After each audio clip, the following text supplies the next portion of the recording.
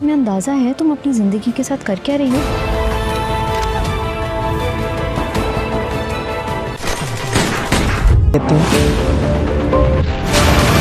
वो चाहता है कि आज आप उसे काली पहाड़ी को मिलने। ज़फ़रान खान ने आपके लिए पैगाम भेजा है।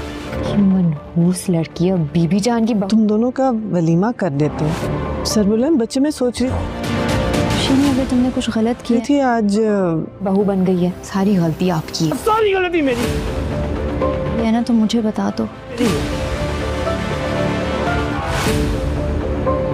सराब खान को पैगाम पहुंचाओ कि मैं उससे मिलना चाहता हूँ। अगले एपिसोड में आप देखने वाले हैं कि रबिया को शीरी मशकूक तो बहुत पहले से ही लगती थी, लेकिन अब थोड़ी परेशान भी लगने लग जाएगी, जिसकी वजह से रबिया उसको समझाने की कोशिश करेगी कि वो ज़िंदगी में जो कुछ करती फिर रही है वो ठीक नहीं है, क्योंकि रबिया को इस बात का यकीन है कि शेरदिल और सरबुलंद दोनों को जहर देने की कोशिश शीरी ने ही की थी। लेकिन शीरी इन बातों की वजह से नहीं बल्कि इस वजह से परेशान होगी कि वो सोराब के बच्चे की माँ बनने वाली है। वो सोराब से दूर रहना शुरू कर देगी, उससे राब्ते में भी नहीं रहेगी, क्योंकि उसने मोबाइल पहले ही फेंक दिया है और जमुर्द भी जब उसे ढूंढने के लिए आएगा तो छुपने की पूरी कोशिश करने वाली है। लेकिन शीरी के लिए आसान नहीं होगा कि वो रबिया का मदद का बढ़ाया हुआ हाथ थाम ले। जिससे आप हसद करते हैं, जिसे आप खुद से नीचा समझते हैं, उससे आप मदद नहीं मांगते। लेकिन शीरी अब बंद गली में फंस चुकी है, उसके पास और कोई चारा नहीं है कि या तो वो खुद ही रबिया को सारी बात बता दे या वैसे ही उसका और सोराब खान का पोल तो खुलने ही वाला है। लेकिन फिलहाल वो दूसरे ऑप्शन को प्रेफर करेगी और अपनी जबान बंद ही रखने वाली है।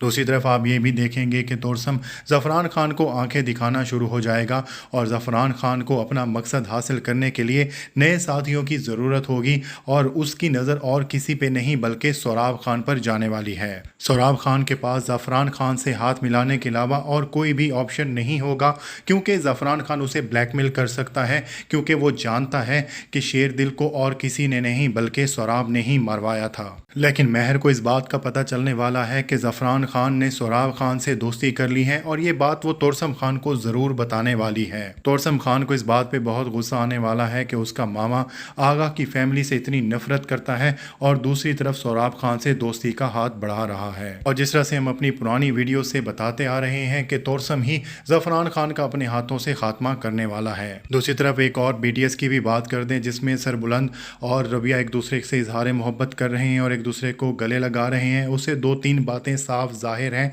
पहली बात ये कि रबिया और सरबुलंद ने जो शादी की थी वो मजबूरी में की थी, लेकिन आखिर में चलकर ये अपनी शादी को ख़त्म नहीं कर लेंगे बल्कि एक दूसरे से इजहार मोहब्बत करेंगे। दूसरी बात ये कि ये दोनों आखिर तक ज़िंदा रहने वाले हैं।